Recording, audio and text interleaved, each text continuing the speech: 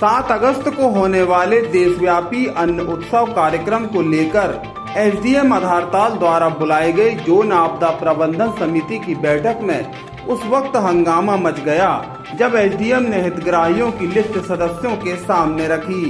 List को देखते ही कांग्रेसियों के पैरों तले जमीन खिसक गई।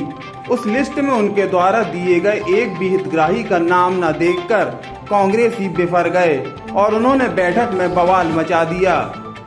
देखते ही देखते बात बिगड़ गई और कांग्रेसी बैठक से बाहर निकल आए। बाहर धरने पर बैठकर कांग्रेसी सरकार और प्रशासन के खिलाफ जमकर प्रदर्शन और नारेबाजी करने लगे। गरीबों के सम्मान में कांग्रेस मैदान में, गरीबों के सम्मान में कांग्रेस मैदान में। गरीबों जोन आपदा प्रबंधन समिति के सदस्यों का आरोप है कि अन्न उत्सव के नाम पर केंद्र और राज्य की सरकार गरीबों की गरीबी का मजाक उड़ा रही है। इतना ही नहीं बल्कि अपात्र लोगों को मुफ्त राशन का लाभ भी देना चाहती है।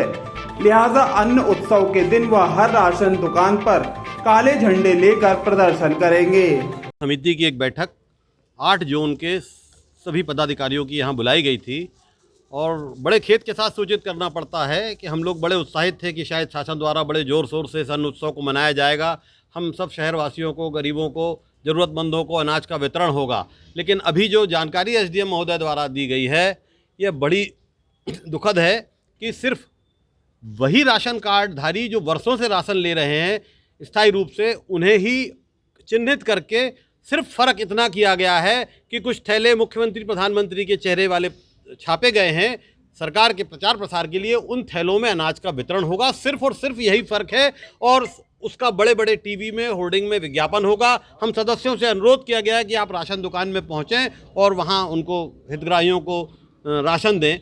मैं पूछना चाहता हूं, जब आपने शासन के निर्देशों के अनुसार आपदा प्रबंधन समिति सदस्यों का चयन किया था और उन्हें ये जिम्मेदारी दी थी कि कोरोना काल में वे घर घर जाकर सर्वे करें और ज़रूरतमंदों के लिए पात्रता पर्ची जारी करवाएं, हम सारे कार्यकर्ताओं ने, ये कोई कांग्रेस की मांग नहीं है, कांग्रेस इसको उठा रही है, उस समय तत्काल विरोध सारे राजनीतिक दलों के लोगों ने किया था। ये अलग बात है कि पार्टी अनुशासन और डंडे के चलते वो लोग सार्वजनिक रूप से सामने नहीं आ सकते, लेकिन ये पूरे शहर की मांग है। उनने जितने भी लोगों ने पात्रता पर्ची के लिए आवेदन किया था, किसी की भी पर्ची उन्हें प्राप्त नहीं हुई और जिन्हें अस्थायी पर्ची मिली है उन्हें स्पष्ट रूप से मना कर दिया गया है कि आपको राशन नहीं दिया जाएगा। मैंने माननीय एसडीएम से अनुरोध किया कि आप इस बात की सार्वजनिक विज्ञप्ति जारी करें और इसे दें कि हम उन्हें नहीं दे रहे हैं। आज हम लोगों के सामने दुविधा की स्थिति यह है कि हमें 2526 को सूचना दी गई थी इन्हीं महोदय पूर्व एसडीएम माननीय ऋषभ जैन जी द्वारा कि आप लोग सर्वे करके पात्रता पर्ची के फॉर्म भरवाएं, पात्रता पर्ची जमा करें, जबकि वास्तविकता यह थी कि 24 तारीख से पोर्टल शासन का बंद था।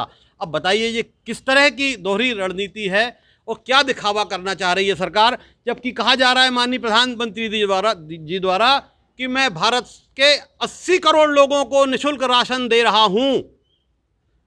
आंकड़े तो ये बता रहे हैं कि 8 करोड़ को भी शायद मुश्किल है। इस कदर का सफेद झूठ ये कहा गया कि ये पूरे देश में ऑक्सीजन से एक भी मौत नहीं हुई। मेरे घर के पीछे एक हॉस्पिटल में 6 लोग मरे हैं केवल ऑक्सीजन की कमी के कारण। बेताब, क्या करूं? मैं रवि शर्मा, कमला नेहरू वार्ड, आपदा। खाद्यान्न पर्ची को लेकर के कांग्रेस के कुछ स्थानीय प्रतिनिधियों के द्वारा ज्ञापन दिया गया है। ज्ञापन उचित माध्यम से राज्य शासन को भेजा जाएगा। जो भी मांगें उठाई गई हैं उससे राज्य शासन अवगत हो सके। Thank you. व्यापक पैमाने पर होने वाले अन्न उत्सव को लेकर अब सवाल खड़े हो गए हैं। हितग्राहियों को लेकर जिस तरह से बैठक में बवाल मचा है उससे यह जल्द थमता नजर नहीं आ रहा है। अब कांग्रेस ने ऐलान कर दिया है कि वह अन्न उत्सव का विरोध करेगी। जाहिर है एक बार फिर से गरीबों के नाम पर सियासत गरमाने लगी है। टाइम 8 मध्य प्रदेश के लिए जबलपुर से प्रवीण नामदेव की रिपोर्ट।